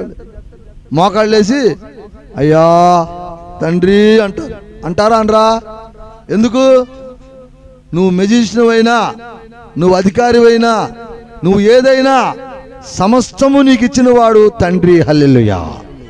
కనుక నీకున్నది ఏదో ఆయన ఇచ్చినటువంటిదే, నీకున్నది ఏదో ఆయన దయచేసినటువంటిదే. అందుకనే వాళ్ళు ఆయనకు ముందు సరెండర్ అయ్యి మోకాళ్ళేసి ప్రార్థన చేసి మౌనంగా దీనస్థితిలో అడుగుతారు తప్ప, నేను మినిస్టర్ వచ్చాను, నాకు సపరేట్గా సపరేట్ రూము, సపరేట్ కథ, సపరేట్గా ఉండాలా, నేను చేసేదంతా సపరేట్గా ఉండాలా, నాకు ఈ జనంతో పని రాదు, ఈ జనంతో నాకు సంబంధం లేదు అని అనరు. నిజమైన దైవ సేవకులు, నిజమైన దేవుని బిడ్డలైతే ఆ వేల మంది గుంపులో, ఆ పాపులను గుంపులో, ఆ దరిద్రులను గుంపులో, ఆ పేదోళ్ళను గుంపులోకి అలా వెళ్ళిపోయి కూర్చొని ప్రార్థన చేస్తాడు. యేసుక్రీస్తు వారు ప్రార్థనలో మీరు గమనించినట్లయితే ఆయన ఆ పాపుల మధ్యలోకి వెళ్ళి ఆయన సువార్త ప్రకటించాడు. ఎవరి మధ్యలోకి వెళ్ళి? పాపుల మధ్యలోకి వెళ్ళి ప్రకటించాడు తప్ప నీతిమంతుల మధ్యలోకి వెళ్ళాలి ఆయన. ఎందుకంటే వాళ్ళు అనుకుంటూ ఉంటారు, ఏంటయా మనం ఆయన చెప్పిన మాటలేనేది మనకేం తెలీదా ఏంటి, మాకు తెలీదా ఏంది ఆయన చెప్పేది మాకు అనుకునే వాళ్ళ మధ్యలోకి దేవుడు ఆత్మ రాదు. హల్లెలూయా. ఎవరి మధ్యలోకి వచ్చిందంటే, ప్రభువా నేను దీనుణ్ణి, అయ్యా నేను పాపిని, అయ్యా నా శరీర బలహీనతలో నేను చచ్చిపోతున్నాను, అయ్యా నా మైండ్ నా కంట్రోల్లో ఉంటలా, నా శరీరం నా కంట్రోల్లో ఉంటలా, నా ఆలోచనలు నా కంట్రోల్లో ఉంటలా, అయ్యా నువ్వే నాకు రక్షణ, అయ్యా నువ్వే నాకు రక్షణ అని ఎవరైతే అడుగుతుంటారో వాళ్ళ మధ్యలోకి దేవుడు వస్తాడు. హల్లెలూయా. అర్థమవుతుందండి? అంతేగాని హెచ్చించుకునే వాళ్ళ మధ్యలోకి నేనే టాపు, నేనే ఇది, ఆయన చెప్పేది ఏంటి అనేటటువంటి ఆలోచన కలిగినటువంటి వాళ్ళ మధ్యలోకి దేవుడు ఎప్పటికీ కూడా వెళ్ళడు. హల్లెలూయా. దీన మనస్సు కలిగి, రోదన కలిగి, ప్రేమ కలిగి, కన్నీటితో ప్రార్థన చెయ్యాలా. మన సాక్ష్యము దేవుడికి ఎలాగుండాలంటే చాలా బలంగా ఉండాలా. ఏమండి గుర్తుపెట్టుకోండి, బంగారం మట్టిలో నుండి తీసి ఒక శుద్ధ సువర్ణంగా చెయ్యబడాలంటే దానికి చాలా శ్రమ ఉంటుంది. అలానే మనం కూడా దేవుని రాజ్యంలో దేవుని బిడ్డలుగా ఆయన యొక్క వారసులం కావాలి అంటే మనకు కూడా కొన్ని శ్రమలు తప్పదు. ఆ పడేటటువంటి శ్రమలలో నువ్వైతే భయపడబాకని వాక్యం చెప్తా ఉంది. అలానే మందిరంలోకి వచ్చినప్పుడు దైవ సేవకుడు చెప్పినటువంటి మాటలకు నువ్వు భయపడబాకు, నువ్వు కృంగబాకు. ఎందుకంటే అటు సైతాను నిన్ను భయపెడుతుంటాడు. ఏందయ్యా ఆయన చెప్పేది, వారానికి ఒక రోజు కడుపు కాసుకొని ఉపవాసం ఉండాలా, నాకు అసలే గ్యాసు, బీపీ, షుగరు ఇన్నుండయి, ఇన్నుంటే ఉపవాసం ఉంటే నాకు బతుకుతానా? నేను చెప్తున్నా, ఈరోజు ధైర్యంగా ప్రకటిస్తున్నా, నీకెన్ని జబ్బులున్నా, నీకెంత రోగమున్నా, నువ్వు ఎంత దీనస్థితిలో ఉండా, వారానికి ఒక్కరోజు దేవుడికి ఉపవాసం ఉండు, నీ రోగాలన్నీ మాయమవ్వకపోతే నన్ను అడుగొచ్చాలి. ఇలా చప్పట కొట్టను గట్టిగా. నీకు నచ్చి ఆదివారం వచ్చి మనం బళ్ళారాధన తీసుకున్నాగా, ఏమండి బళ్ళారాధన తీసుకునేటప్పుడు ఒక్కసారి ఉపవాసంతో రా, వారానికి ఒక్కరోజు ఉపవాసంతో రా. శనివారం మధ్యాహ్నం భోంచేసి అలానే కడుపు కాల్చు, నైట్ పస్తు పడుకో, ప్రభువును ప్రార్థించి, నిద్ర పట్టకపోతే కాసిన మంచినీళ్ళు తాగు, ఇంకా నిద్ర పట్టకపోతే మోకాళ్ళు వేసి ప్రార్థన చేయి, నిద్ర పట్టుద్ది. కొన్ని రోజులు కొద్ది కష్టంగానే ఉంటుంది. ఇప్పుడు నేను చెప్పే మాట మీకు కష్టంగా లేదు, ఉందా లేదా అనేదని చెప్పండి. ఉపవాసం ప్రార్థన చేయాలని సేవకుడు చెప్తున్నాడు, ఇది కరెక్ట్ కాదని అనిపించింది, మీకు బాధ అనిపించింది, నేను చెప్తున్నా. కానీ ఇదే నిజం, ఇదే కరెక్ట్. ఆ బాధను ఓర్చుకొని నువ్వు 1 రోజు 2 రోజులు చేయగలిగితేనే నీకులోకి శక్తి వస్తుంది, నీలోకి ప్రార్థనా శక్తి వచ్చింది, ఆత్మ వచ్చింది, అన్నీ వస్తాయి. అప్పుడే నువ్వు ఏదైనా చేయగలవు. నీలో ఉన్నటువంటి ఆత్మ నిన్ను మంచి పనులు చేయటానికి ఉసుగొలుపుద్ది. కొంతమందికి ఆత్మలు వస్తాయండి, ఇంకో టైప్ ఆఫ్ ఆత్మలు కూడా ఉంటాయి. గుర్తుపెట్టుకోండి, ఆత్మ వచ్చినటువంటి వ్యక్తి అంటే ఏ ఆత్మ? పరిశుద్ధాత్మ. పరిశుద్ధాత్మ వచ్చినటువంటి వ్యక్తి ఏంటంటే దేవుని చిత్తానుసారంగా చేస్తాడు, అంటే మంచి మంచి కార్యాలు చేస్తాడు. అదే దురాత్మ మనలోకి వచ్చిందనుకో, వాళ్ళు చేసేది కార్యక్రమాలు ఎలాగున్నా వాళ్ళ ఆలోచనలు వాళ్ళ పద్ధతులన్నీ కూడా సాతానుకు కేంద్రమై ఉంటాయి, చెడు మార్గానికి కేంద్రమై ఉంటాయి. అప్పుడు వాటిని సైతాన్ ఆత్మనిగా ప్రకటించబడుతుంది ఇక్కడ. హల్లెలూయా. నీలో ఒక ఆత్మ వచ్చిందంటే అర్థమైంది, 10 మందికి ఉపయోగపడేలాగా నీ సేవ ఉండాలా, 10 మందికి మంచి చేసేలాగా నీ ప్రవర్తన ఉండాలా, నీ కుటుంబాన్ని నువ్వు ఓదార్చుకునే శక్తి నీలో ఉండాలా, నీ కుటుంబాన్ని నువ్వు ప్రేమించే శక్తి నీలో ఉండాలా. చాలామంది అంటూ ఉంటారు, ఏమండి మా కుటుంబం సంగతి నీకు తెలియదులే, మా వాళ్ళ సంగతి నీకు తెలియదులే. వాళ్ళని ప్రేమించడం అంటే చాలా కష్టం, వాళ్ళకంటే పక్కన వాళ్ళు మేటని అంటాడు. హల్లెలూయా. ప్రేమించు, వాళ్ళని దూషించు, మాకు ప్రేమించు, వాళ్ళని అవమానించుగాకు. అంటే అర్థమైందో తెలుసా? జాగ్రత్తగా వినాలి. అంటే అర్థమైందో తెలుసా నీకు? ప్రేమించుట అంటే వాళ్ళని అవమానించుగాక అని ఎన్నగన్నానంటే, నీ కుటుంబంలో ఉన్నటువంటి నీ సమస్యలని పక్క కుటుంబాల కాడికి వెళ్ళి వాయించుకోకూడదు. హల్లెలూయా. అర్థమైందండి? నీ భార్య మంచిది కాకపోవచ్చు, నీ భర్త మంచివాడు కాకపోవచ్చు, నీ కొడుకు మంచివాడు కాకపోవచ్చు, నీ వాళ్ళ సంచుడు కావచ్చు. నువ్వు పక్కింటి వాళ్ళ కాడికి వెళ్ళి నా కొడుకు ఇట్టా, నా కూతురు ఇట్టా, నా వాడిట్టా, నీ వాడిట్టా, నా కోడలిట్టా, వాళ్ళిట్టా, వీళ్ళిట్టా అని దేవుడు చెప్పట్లా. అదే అనే దేవుడు. నీలో ఆత్మ ఉంటే నువ్వేం చేస్తావు తెలుసా? ప్రభువుకి అప్పచెబుతావు. తండ్రి, నా భార్య ఇలా ఉంది, నీ చేతికి అప్పచెబుతున్నా, నీ ఇష్టం. నా భర్త ఇలా ఉన్నాడు ప్రభు, నీ చేతికి అప్పచెబుతున్నా, నీ ఇష్టం అని ప్రభువుకి అప్పచెప్పాలి తప్ప పక్కనున్న కుటుంబాలకు అప్పచెప్పకూడదు. ఈ కుటుంబాలకు అప్పచెప్పే పద్ధతి ఏంది చెప్పండి? ఇది దురాత్మే, ఇది పరిశుద్ధాత్మ కాదు. ఎందుకంటే దేవుడు ప్రేమించమన్నాడు, దూషించమన్నా. దేవుడు వాళ్ళని ప్రేమగా చూసుకోమన్నాడు, దూషించమన్నా. కాబట్టి మనందరం కూడా ఈరోజు చెప్తున్నా, నిన్ను వలే నీ పొరుగు వారిని ప్రేమించమనేది నిజంగా నువ్వు నమ్మితే నీ భర్తను నువ్వు ప్రేమించు. నీకు అన్యాయం చేయొచ్చు నీ భర్త, కానీ నువ్వు ప్రేమించాల్సిందే. ఏంది ప్రభు అంటే అక్కడే ఉంది కిటుకు. నీ భార్యని నిన్ను మోసం చేయొచ్చు, ప్రేమించు, ఆమెతో సహజీవనంగా మంచిగా బ్రతుకు. ఒకవేళ తేడా వస్తే చాలామంది కుటుంబాలు ఏంటంటే అన్యులు, అంటే దేవుని సేవకు దేవుని బిడ్డల్లో కొంతమంది ఉంటారు, అందరూ ఉండరు. వాక్యం బాగా తెలిసిన వాళ్ళు అయితే కరెక్ట్గా ఉంటారు, తెలియని వాళ్ళు కూడా కొంతమంది అలానే వెళ్ళిపోయే వాళ్ళు ఉన్నారు. ఇక అన్యుల్లోకి అంటే దేవుని నమ్మిన వాళ్ళకి వెళ్ళామనుకో, ఒక స్త్రీ చేసేటటువంటి పొరపాట్లు కావచ్చు, చేసేటటువంటి ఆమె చేసేటటువంటి ప్రవర్తనలను బట్టి పురుషుడు డబల్ చేస్తాడు. ఒక పురుషుడు చేసేటటువంటి కార్యక్రమాలను బట్టి స్త్రీ డబల్ చేసేస్తుంది కార్యక్రమాలు. ఎందుకంటే ఈరోజు నేను గమనిస్తూ ఉంటాను, ఏంటయా వాడు ఇష్టం వచ్చినట్టుగా బైకులు కొనుక్కుంటాడు, ఎంజాయ్ చేస్తాడు, సాయంత్రాన్ని ముందేసుకుంటాడు, వాడు ఇష్టం సినిమాలకు పోతాడు, షికార్లు పోతాడు. నేను టీవీ చూడకూడదా, సీరియల్స్ చూడకూడదా, నేనేం చేయకూడదా, నేను బ్యూటీ పార్లర్కి పోకూడదా, నేను అందంగా తయారవకూడదా అనుకునేవాళ్ళు కొంతమంది ఉంటారు. నువ్వు చేసే పనికి ఇంకొకటి రియాక్షన్ ఎలా ఉంటుంది మీరు గమనించండి. ఇక్కడ చెప్పే వాక్యాలు జాగ్రత్తగా ఏం చెప్తున్నానంటే, అతడు చేస్తుంది తప్పే, నువ్వేం చేస్తున్నావు? నువ్వు అదే తప్పు చేస్తున్నావు. అతడు చేసేది కరెక్ట్ కాదు, నువ్వు చేసేది కరెక్ట్ కాదు. సో మీరిద్దరు దురాత్మచే బంధించబడి రేపొద్దున మీ ఇద్దరు ఆత్మలో నరకానికి వెళ్ళవలసి ఉంటుంది. అది కాదు. భర్త తప్పు చేస్తున్నాడు, భార్య ఏం చేయాలి? దేవునిని ఆశ్రయించాలి, దేవుని మందిరానికి రావాలి, దేవుడి మందిరంలో మోకాళ్ళేసి ప్రార్థించాలి. తండ్రి, ఏంటయ్యా చక్కగా నా భర్తనిచ్చావు, నాకు బిడ్డల్ని ఇచ్చావు కదా, నా భర్త మనసు ఎందుకు అలా మార్చేస్తున్నావు, అతని హృదయాన్ని ఎందుకు అలా కఠినపరుస్తున్నావు? అతను మార్చు తండ్రి, అతను మార్చునాయన, అతని హృదయం మీద ఉన్న శాతాన్ని తీసేయి తండ్రి అని నువ్వు ప్రార్థించాలి. ఎక్కడ? దేవుని కొరకు దేవుని మందిరాల్లో కూర్చొని ప్రార్థించాలి. అప్పుడు నీ భర్త ఏదో ఒక రోజున మారుతాడు, నీ భర్త ఆలోచనలు మారుతాయి, అతని పద్ధతి మారింది, అతని ఆలోచనలు మారింది. అలాగనే నీ యొక్క సహోదరుల గురించి, నీ కుటుంబంలో నీ ఇరుగు పొరుగు వారి గురించి నువ్వు ప్రార్థనలు చేయాలి. మీరు గమనించండి దేవుని బిడ్డలారా, ఇలాంటివి ఎవరైతే చేస్తూ ఉంటారో వాళ్ళ మీదకు మాత్రమే పరిశుద్ధాత్మ వచ్చుద్ది. అప్పుడే వాళ్ళు కార్యాలు చేయగలుగుతారు, లేకపోతే చేయలేరు. ఎందుకు? వారిలో ఆత్మ పరిశుద్ధత లేదు. ఆత్మ పరిశుద్ధత లేని వాళ్ళు, మత్తయి సువార్తలో చెప్తాడు, హృదయ శుద్ధి లేని వారు దేవునిని చూడలేరు. హల్లెలూయా. హృదయ శుద్ధి ఎవరికైతే ఉంటుందో వారు దేవునిని చూచెదరు. వారి దేవుని ఆత్మ వారి మీదకి రాబడుతుంది. హల్లెలూయా.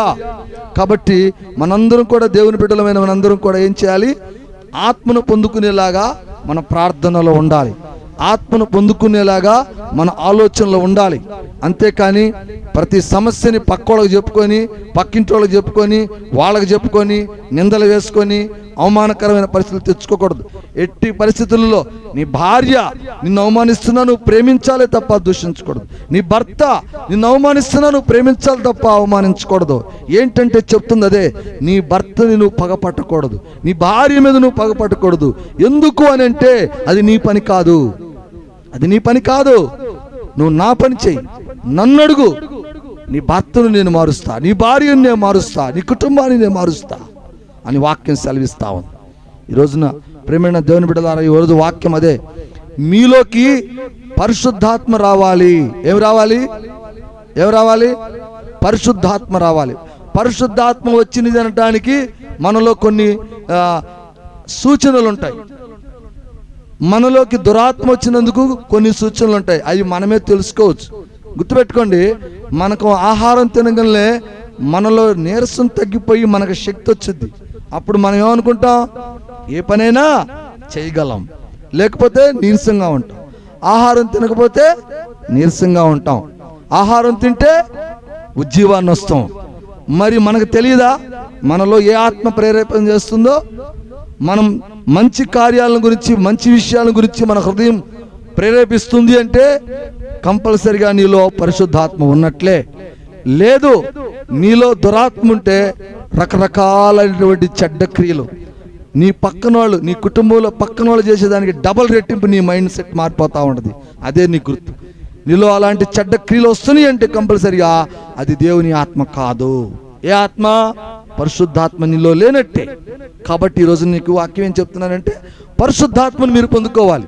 నీకు పరిశుద్ధాత్మను పొందుకోవాలంటే ప్రతి విషయాన్ని మీరు దేవుడితో అప్పచెప్పుకోవాలి. ఇట్టు పక్కింటోళ్ళకి పోయి, వాళ్ళకి పోయి, వీళ్ళకి పోయి చవటం కాదు. మీరు చాలామంది అలా చేసుకునే మీ కుటుంబాలు బలహీన పడుతున్నాయి. అలా వివరించుకునే మీ కుటుంబాలు మీరు దారిద్ర్యానికి దిగిపోతూ ఉన్నారు. నిజం చెప్తున్నా, నీ సమస్య ఏదైనా ఉంటే నీ కన్న తండ్రిని దేవుడికి మొరపెట్టాలి తప్ప పక్కింటోడికి కూడా చెప్పకూడదు. చెప్తే నీకు నష్టమే జరుగుద్ది, లాభం జరగదు. నేను నిజం చెప్తున్నా. ఈ రోజున ఆత్మ మీలోకి రావాలి. ఎన్ని సమస్యలు వచ్చినా నువ్వు ఓర్పుగానే తండ్రికే నీ బాధ్యత అప్పచెప్పాలి తప్ప వేరే వాళ్ళకి అప్పచెప్పుకోకూడదు. అప్పచెప్పావు అంటే మాత్రం వాడి స్వార్థానికి నీ జీవితం బలైపోతుంది.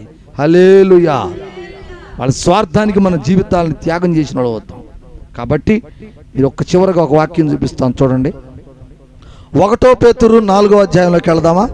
తీయమ్మా బైబిల్.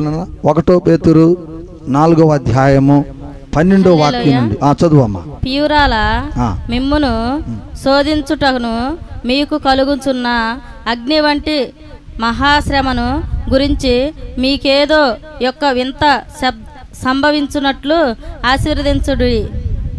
క్రీస్తు మహిమ బలపరచబడుచున్నప్పుడు మీరు మహానందనులో సంతోషించు నిమిత్తము క్రీస్తు శ్రమలో మీరు పాలివారై ఉన్నంతగా సంతోషించుడి.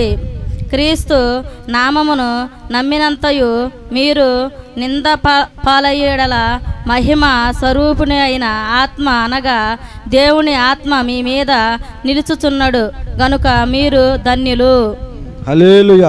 కంటిన్యూ చదువు. మీలో ఎవడను నరహంతకుగా గాని, దొంగగా గాని, దుర్మార్గుడుగా గాని, పరుజోనిగా పోవుగాడు గాని బాధ అనుభవింపగలగ తగును. ఎవడైనను క్రైస్తవుడైనందుకు బాధ అనుభవించిన ఎడల అతడు సిగ్గుపడక ఆ పేరును బయటయే దేవుని మహిమపరచవలెను. తీర్పు దేవుని ఇంటి యొద్ద ఆరంభమును కామున వచ్చి ఉన్నది. అది మన యొద్దనే ఆరంభమైతే ఆ దేవుని సువార్తకు అవిధేయులైన వారి గతి ఆయనవెనును. మరియు నీతిమంతుడై రక్షింపబడుట దుర్లభమతై భక్తిహీనుడును పాపయు ఎక్కడ నిలువడు. కాబట్టి దేవుని చిత్త ప్రకారము బాధపరుచువారు సత్తు ప్రవర్తనగా గలవారై నమ్మకమైన సృష్టికర్తను తమ ఆత్మను అర్పగించుకొనివలెను. హల్లెలూయా. హల్లెలూయా. చూడండి, చదివిన వాక్యాలు 2 వాక్యాలు మీకు చూపించి వివరించిస్తాను. చూడండి, 13వ వాక్యం చూడండి, ఎవరైనా రాయబడిందో. క్రీస్తు మహిమ బయలుపరచబడినప్పుడు మీరు మహానందంతో సంతోషించు నిమిత్తము క్రీస్తు శ్రమలలో మీరు పాలిన వారై ఉన్నంతగా సంతోషించుడి. హల్లెలూయా. చూడండి, తర్వాత ఏమన్నాడు? క్రీస్తు నామము నిమిత్తము మీరు నిందల పాలైన ఎడల మహిమా స్వరూపమైన ఆత్మ అనగా దేవుని ఆత్మ మీ మీద నిలుచుచున్నది కనుక మీరు ధన్యులు. హల్లెలూయా. ఈ వాక్యం గురించి ఒక మాట చెప్పుకొని తర్వాత వెళ్తా. ఇప్పుడు ఇందాక చెప్పాను మీకు, దేవుని ఆత్మ మీలో ఉంటేనే మీరు పరిశుద్ధతగా ఉండగలరు, లేకపోతే ఉండలేరు అని. దేవుని ఆత్మ మనలోకి వచ్చినప్పుడు ఏంటంటేనండి, మనం కొన్ని మంచి మాటలు మంచి కార్యాలు పక్కన వాళ్ళు చెబుతూ ఉంటాం. గుర్తుపెట్టుకోండి ప్రేమైన దేవుని బిడ్డలారా, మనము దొంగో తిరుగుబోతోళమో తాగుబోతోళమో తిరుగుతూ ఉంటే మనల్ని ఎవరు పడుచుకోరు, దూరంగా నవ్వుతుంటారు, భలే నవ్వుకుంటారు. ఏమని? వాడా నాగబాబు గారు ఊరక తాగుబోతుంటాడు యాదవా అంటుంటారు. ఆ అమ్మాయిని చూసి ఆయమ్మాయ ఓ గయ్యాళది ఆ పిల్లతో పెట్టుకోకూడదురా బాబు అంటుంటారు. ఎందుకు? వాళ్ళు చేస్తున్న కార్యాలు చాలా బాధాకరమైనటువంటివి. వీడు తాగుబోతూ తిరిగిపోతాయి కొట్లాట్లో ఉన్నాడు కాబట్టి అతని గురించి పెద్దగా పట్టించుకోరు. ఈమె కూడా అంతే, ఒక అయ్యాళ్ళ గొంపో అత్త మాటలు వినకుండా లేకపోతే కూతురుని పట్టించుకోకో భర్తను పట్టించుకోకో ఉన్నటువంటి వ్యక్తిని చూసి కూడా ఒక రకంగా ఉంటారు. కానీ దేవుని ఆత్మ పొందుకొని అంటే అప్పటి వరకు పాపం ఏదో వాళ్ళు నిజంగా చెడు ప్రవర్తనలో ఉండి ఏదో నాబోటుడు దేవి సేవకుడికి అత్త వాక్యం చెప్పేటప్పుడు ఈని అయ్యో నేను ఇట్ట చండాలంగా ప్రవర్తిస్తున్నానా, నేను ఇట్ట తాగుబోతులు నరకానికి పోతారా, ఇట్లా దొంగతనం చేసేవాళ్ళు నరకానికి పోతారా, నరహంతకులు దొంగతనానికి పోతారా అనేటటువంటి బాధ దేవుని మాటలు మాట్లాడుతున్నాడు.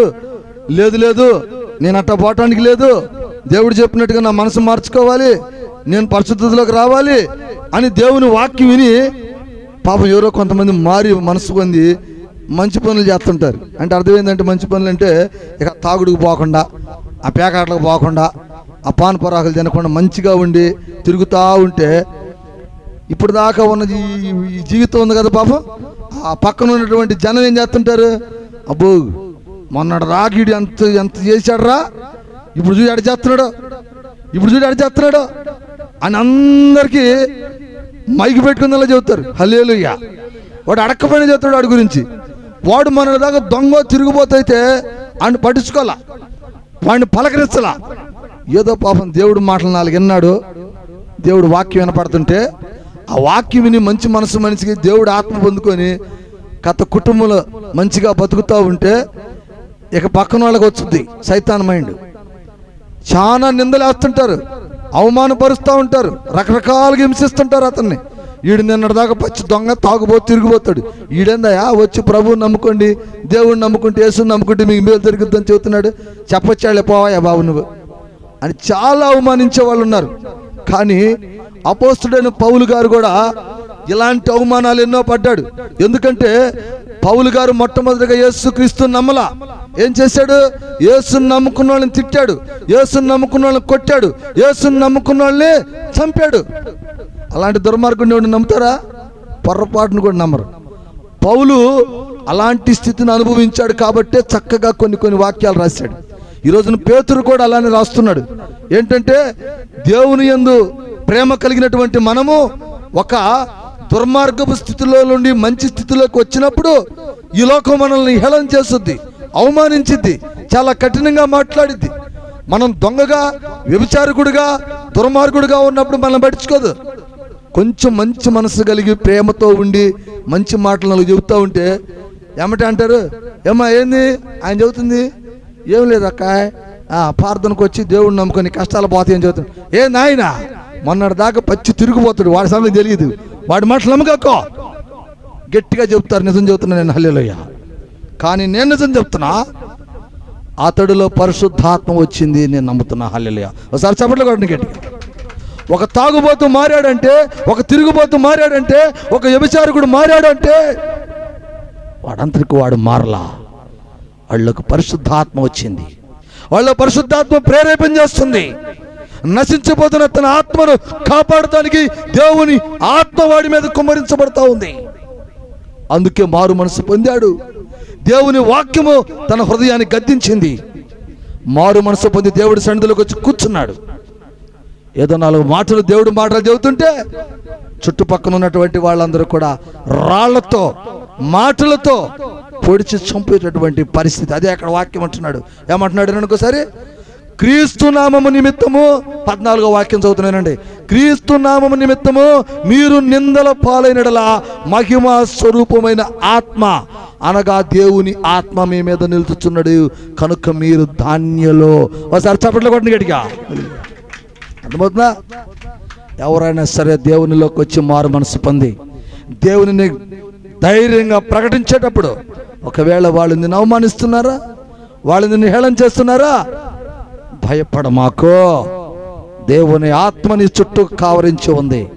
వాళ్ళు ఏమీ చేయలేరు, నిన్ను దూరంగా ఉండి ఊరికి నిన్ను ప్రశ్నిస్తారు తప్ప నేనేమీ చేయలేరని చెప్పి వాక్యం సెలవిస్తూ ఉంది. ఈ వాక్యంతో పాటుగా ఇంకొక వాక్యం చదువుతా. చివరిగా చూడండి, 19వ వాక్యంలో ఏం చెప్తున్నాడు?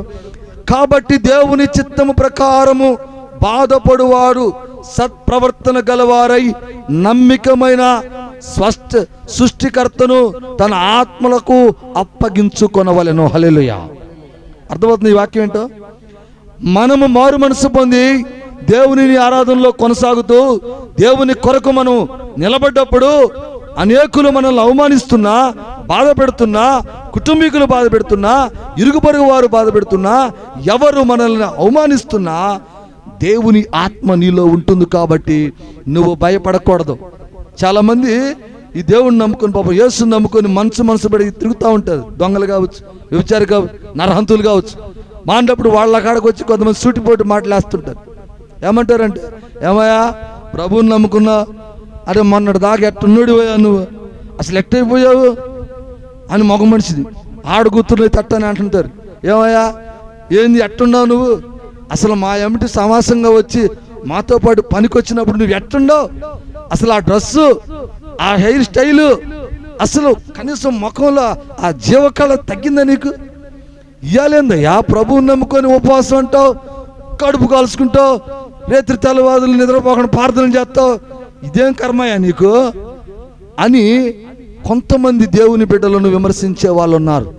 కానీ గుర్తుపెట్టుకోండి దేవుని బిడ్డలారా, దేవుని వాక్యం చెప్తా ఉంది, నీవు ఎవరు ఎన్ని అనుకుంటున్నా, ఎవరు ఎంతమంది నిన్ను శోధిస్తున్నప్పటికీ కూడా నువ్వు మాత్రం దేవుని వాక్యాన్ని పట్టుకోవాలి. నువ్వు దేవుడికే సరెండర్ అవ్వాలి. నీ పద్ధతి మార్చుకోకూడదు, నీ ఆలోచనలు మార్చుకోకూడదు. ఒక్కసారి నీ ఆత్మను దేవుడికి అప్పచెప్పినప్పుడు ఆయన చిత్తానుసారంగా నువ్వు బ్రతకడానికి ఇష్టపడాలి. ఈ లోకపు మనుషుల యొక్క ఆలోచనలు, లోక ఆలోచనలు, లోక సంతోషాలు నీకు రాకూడదు. అర్థమవుతుందండి వాక్యము? అది నీలోకి ఎంటర్ అయ్యింది అంటే మరలా నీలో దురాత్మ చోటు చేసుకున్నట్లే. హల్లెలూయా. అది నీలోకి ఎంటర్ అయిందంటే నీలో బలహీనత వచ్చినట్లే, దేవుడు నీ నుండి దూరం అవుతున్నట్లే. హల్లెలూయా. కాబట్టి ఈరోజు మీకు చెప్తున్న వాక్యం ఏంటంటే, ప్రార్థన చేస్తున్నటువంటి మీరందరూ కూడా దేవుని ఆత్మను పొందుకోవాలి. దానిని పొందుకోవాలంటే దేవుని చిత్తానుసారంగా మన ప్రార్థన కొనసాగాలి. దేవుని చిత్తానుసారంగా ఏంటి అంటే, మనము మన కుటుంబీకులను, మన ఇరుగు పొరుగు వారిని, మనం దూషించే వాళ్ళని, మనం ద్వేషించే వాళ్ళని ప్రేమించాలి. గుర్తుపెట్టుకోండి ప్రేమైన దేవుని బిడ్డలారా, ఇక్కడే మీరు పాయింట్అవుట్ చేయాలి. ఏంటంటే, దైవ సేవకుడు కావచ్చు, ఎవరైనా కావచ్చు, మీ వాళ్ళని ప్రేమించు, దూషించమాకు, ప్రేమించమంటున్నాడు అని వాక్యాన్ని మీరు వింటున్నారు.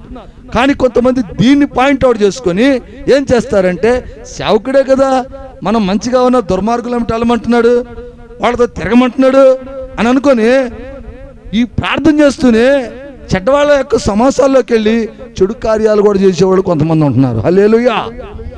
దేవుడు ఏం చెప్తున్నాడంటే వాళ్ళని ప్రేమించు అన్నాడు, కానీ వాళ్ళ ప్రవర్తించు అనలా. హల్లెలూయా. వాక్యం వినాలి మీరు. ఏమింటున్నారు? వాక్యం వినాలి మీరు. వాళ్ళలా ప్రవర్తించు అనలా వాక్యం. వాళ్ళని ప్రేమించు అన్నాడు. వాళ్ళని ప్రేమించడం అంటే వాళ్ళు చేసేటటువంటి తప్పుడు కార్యాలను మనం ఏలెత్తు చూపించకుండా వాళ్ళ కొరకు మనం ప్రార్థన చేయాలి. ఈనాడు మీరు గమనించినట్లయితే దేవుని ప్రార్థన కోసం, దేవుని యొక్క రాజ్య స్థాపన కోసం అనేక మంది సేవకులు తన జీవితాలను త్యాగం చేస్తున్నారు, తన కుటుంబాలను విడిచిపెడుతున్నారు, తన యొక్క బంధుమిత్రులను విడిచిపెడుతున్నారు. ఎంతో సేవ చేస్తా, ప్రయత్నం చేస్తా నడుస్తున్నటువంటి వీళ్ళ కుటుంబాలను, వీళ్ళను ఈ లోకం చాలా విమర్శిస్తూ ఉంది. ఈ రోజున నేను గమనిస్తా ఉన్నా యూట్యూబ్ ఛానల్లో ఎన్నో మంది మరి జరుగుతూ ఉన్న ఈ కార్యక్రమాలు. ఎంతమంది ఎన్ని రకాలుగా అవమానిస్తున్నారంటే పాపం వాళ్ళ మీద ఎరక్తు పుట్టి చచ్చిపోయేలాగా విమర్శిస్తున్నారు. అయినప్పటికీ కూడా సేవకులు చాలా భయంగా కాకుండా బలంగా మారుతున్నారు. వాళ్ళు చేసే అవమానాలకు ఇంకా రెట్టింపుగా దేవుని సువార్తను అందిస్తూ ఉన్నారు. దేవుని మహిమ కొరకు ప్రార్థన చేస్తున్నారు. చావైతే లాభమే, బ్రతుకుంటే క్రీస్తు కొరకే అనేటటువంటి నినాదాన్ని వాళ్ళ జీవితాల్లో ఈరోజు చూపిస్తూ ఉన్నారు. ప్రియమైన దేవుని బిడ్డలారా, మీరు కూడా గమనించండి. దేవుని సన్నిధికి వెళుతున్నాం, దేవుని సన్నిధిలోకి వస్తున్నామంటే కాదు, ఏమి చేస్తున్నాం మనం దేవుడి కొరకు. యేసు కొరకు నువ్వేం చేస్తున్నావు? యేసయ్య రాజ్యం కొరకు నువ్వేం చేస్తున్నావు? యేసయ్య రాజ్యం కొరకు నీ కుటుంబం కొరకు ఏం చేస్తున్నావు? ఒక్కసారి మనందరం ఆలోచించాలి. మనలో పరిశుద్ధాత్మ ప్రవేశిస్తుందా, దురాత్మనుదా? దురాత్మ నీలో ఉంటే మోకాళ్ళేసి ప్రార్థన చేయి. ప్రభువా, నాలోకి ఈ చెడు ఎందుకు, నాలో ఈ పగెందుకు, నాలో ఈ కక్ష ఎందుకు? నాలో తగ్గింపు జీవితాన్ని తండ్రి, నాలోకి నెమ్మది తీసుకురా ప్రభువా, నాకు సమాధానాన్ని ఇవ్వు తండ్రి అని నువ్వు ప్రార్థన చేసి నీ తండ్రిని అడగాల, నీ దేవుడిని అడగాల. అంతేగాని వాళ్ళ మీద పగ తీర్చుకోకూడదు, ఒకళ్ళ మీద కోపంగా ఉండకూడదు, ఒకళ్ళ మీద ద్వేషంగా ఉండకూడదు. ఇలాంటివన్నీ కూడా సైతాన్ కుట్రలు. హల్లెలూయా. నీలో ఏ ఆత్మ ఉంది? ఒకసారి నువ్వు ఆలోచించుకో. ఏ ఆత్మ ఉంది నీలో? పరిశుద్ధాత్మ నీలోకి రావాలి. ఒకవేళ నీలో ఆత్మ తేడాగా వస్తుంటే నేను ఈరోజు చెప్తా ఉన్నా, ప్రియమైన సహోదరుడు, ప్రియమైన సహోదరి, ఒక్కసారి మోకాళ్ళేసి దేవుడి కన్నీటితో అడుగు. నీలో ఉన్న దురాత్మను తీసివేయమని అడుగు. మీ అందరి కొరకు ప్రార్థన చేయబోతా ఉన్నా, మీ ఆలోచనల కొరకు ప్రార్థన చేయబోతున్నా. మీలో అందరూ ఎవరైనా తప్పుడు మార్గాలు కానీ, తప్పుడు ఆలోచనలు కానీ, ఎవరి మీద కోపం కానీ, పగ కానీ, ప్రతీకారాలు ఉంటే అవన్నీ కూడా ఈరోజు ఈ సమయం నుండి అవన్నీ తొలగిపోవాలని నేను ప్రార్థన చేయబోతా ఉన్నా. మీలో పరిశుద్ధాత్మను పెంపొందించాలని ప్రార్థన చేయబోతున్నా. మీలో అందరూ పరిశుద్ధులుగా మార్చబడాలని ప్రార్థన చేయబోతున్నా. మీరందరూ దేవుని రాజ్యానికి చేర్చబడాలని ప్రార్థన చేయబోతా ఉన్నా. ప్రార్థన చేయని మోకాళ్ళేండి, ప్రార్థనలోకి వెళదాం. హల్లెలూయా. స్తోత్రం, స్తోత్రం, స్తోత్రం, స్తోత్రం. పరిశుద్ధుడైన మా తండ్రి, ప్రేమ స్వరూపుడని యేసయ్య, నీ పాదముల కొందనాలు, ఘనమైన నామానికి స్తోత్రాలు తెలియజేస్తున్నాను తండ్రి. అబ్బా తండ్రి, అయ్యా, నీ నామానికే మహిమ కలుగును గాక నాయన, నీ నామానికే స్తోత్రాలు నాయనా. అయ్యా, నీ బిడ్డలు నాయన నీ సన్నిధిలో కూర్చొని మోకాళ్ళు వేస్తున్నారు ప్రభువా. అయ్యా, ఈ లోక ఆశలు, ఈ లోక బలహీనతలు, ఈ లోక సంగతులు వాళ్ళ హృదయాల మీద ఏమన్నా ఉన్నాయేమో నాయనా, ఈరోజు నువ్వు వాక్యంతో మాట్లాడావు. వాళ్ళ మీద ఉన్న ఆత్మ దురాత్మ, పరిశుద్ధాత్మ. ఒకవేళ దురాత్మ ఉంటే ఈ సమయంలో ఆ బిడ్డల కొరకు నేను ప్రార్థిస్తున్నా.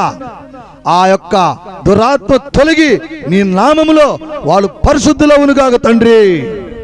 ప్రతి ఆత్మ దురాత్మను విడిచిపెట్టాలి. ప్రతి మనిషి పరిశుద్ధతలోకి రావాలి తండ్రి.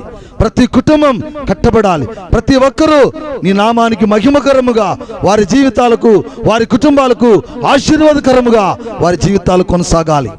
ఇదిగో నాయన, చెప్పబడిన వాక్యం నాయన మరి రోమియోలకు రాసిన పత్రికలో మాట్లాడావు. ఇదిగో నాయన, అపొస్తలుల కార్యాల్లో, మార్కు సువార్త, పేతురులోంచి మాట్లాడావు ప్రభువా. ప్రతి ఒక్క బిడ్డ ఆత్మ పరిశుద్ధాత్మతో నింపబడాలి అని, ప్రతి ఒక్కరిలో ప్రేమ, ఆప్యాయత, అనురాగం ఉండాలని చెప్పి నీ వాక్యం సెలవిస్తా ఉంది. కనుక అయ్యా, మా హృదయాలలో ఉన్న ఆత్మ ఏది? దురాత్మ, పరిశుద్ధాత్మ మేము పరిశీలించుకొని మాలో ఉన్నటువంటి ఆ దురాత్మను తీసివేసుకోవాలి. ఈ రోజు నుంచి నీ సిలువ చాటును మేము మరుగుపరచబడాలి ప్రభువా. నీ సిలువతో మేము కడగబడాలి ప్రభువా. నీ రక్తంతో మేము శుద్ధి చేయబడాలి ప్రభువా. అయ్యా వచ్చిన ప్రతి బిడ్డ గురించి ప్రార్థన చేస్తున్నాను. వారి కుటుంబాల మీద ఉన్న దురాత్మలు, చీకటి శక్తులు, అంధకార శక్తులు యేసు నామములో తొలగించబడాలని ప్రార్థన చేస్తున్నాను తండ్రి. నీ చిత్తమైతే దాన్ని నెరవేర్చు. వారి కుటుంబాల్లో శాంతి సమాధానాన్ని రగిలించు. వారి హృదయాలలో నెమ్మది కలిగించు. వారి కుటుంబాలలో నీ సమాధానం ఉండాలి. వారు అందరూ కూడా కలిసి కట్టుగా నీ మందిరానికి రావాలి. ప్రతి కుటుంబం శాంతి సమాధానంతో వర్ధిల్లాలి. భార్య భర్తలు, అక్క చెల్లెలు, అన్న తమ్ముడు, కొడుకులు కూతురులు ప్రతి ఒక్కరు కూడా సమాధానం పడాలి తండ్రి. ప్రతి ఒక్కరు మంచి మనస్సు పొందాలి తండ్రి. ప్రతి ఒక్కరు కూడా ఎవరికి వారు సమాధానమై పరిశుద్ధాత్మను పొందుకొని నీ చెంతకు నడవాలని, నీ ప్రార్థనలో వారి కుటుంబాలు వర్ధిల్లాలని, వారు నీ రాజ్యానికి వారసులు కావాలని ప్రార్థన చేస్తున్నాను తండ్రి. అయ్యా చేసి నీ ప్రార్థన అంతా నీ పాదాల చెంత పెడుతున్నాను తండ్రి. అయ్యా నీ చిత్తమైతే దీవించి రక్షించమని దేవుని కుమారుడవు, ఈ లోకానికి రక్షకుడు అయిన యేసు క్రీస్తు పరిశుద్ధ నామములో ప్రార్థించి బ్రతిమలాడుచున్నాను నా తండ్రి. పరలోక ప్రార్థన చేయండి. అవునయ్యా, అవును అవును అవును నాయనా, అవునయ్యా, అవును అవును నాయనా, నా తండ్రి. ఆమెన్. తండ్రి అయిన దేవుని ప్రేమ, కుమారుడైన యేసుక్రీస్తు వారి యొక్క కృప, పరిశుద్ధాత్మ అన్యోన్య సమాసము కూడి వచ్చినటువంటి మనందరికీ, అలానే గ్రామంలో ఉన్న ప్రతి కుటుంబానికి, అలానే శబ్ద యంత్రం ద్వారా వింటున్న ప్రతి బిడ్డకును, లైవ్ ద్వారా చూస్తున్న ప్రతి బిడ్డకును సదాకాలం తోడయుండి నిత్యంతము పరలోకం వరకు నడిపించునుగాక. ఆమెన్. హల్లెలూయా, హల్లెలూయా. ప్రభు యేసు రక్తమే జయం, ప్రభు శిలువ రక్తమే జయం. యేసు క్రీస్తు నామమునందు మనందరికీ నిత్య జీవము కలుగునుగాక. ఆమేన్. హల్లెలూయా. అందరికీ వందనాలమ్మా.